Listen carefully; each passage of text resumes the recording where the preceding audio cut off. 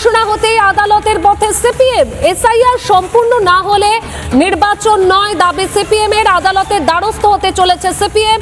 ভোটারদের বাদ রেখে নির্বাচন নয় দাবি সিপিএম এর। বাংলায় রাষ্ট্রপতি শাসন চাইছে সিপিএম। ভোট ঘোষণা হতেই আদালতের পথে সিপিএম, কারণ তারা বলছে এসআইআর সম্পূর্ণ না হলে নির্বাচন নয়, এমনটাই দাবি সিপিএম এর। আদালতের দ্বারস্থ হতে চলেছে সিপিএম। ভোটারদের বাদ রেখে নির্বাচন নয় দাবি সিপিএম এর। বাংলায় রাষ্ট্রপতি শাসন চাইছে কি সিপিএম, তার কারণ বিচারাধীন যে সমস্ত ভোটার রয়েছে তাদের বিভিন্ন তথ্য খতিয়ে দেখা হচ্ছে।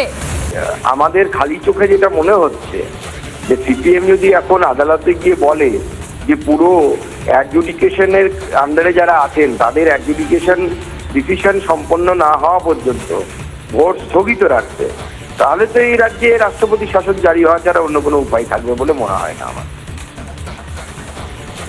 তারা বলছে এসআইআর সম্পূর্ণ না হলে নির্বাচন নয়, আদালতের দ্বারস্থ হতে চলেছে। সিপিএম তো বলেছিল দু দফায় ভোট চাইছে তারা, সেই মতন দু দফাতেই ভোট হচ্ছে।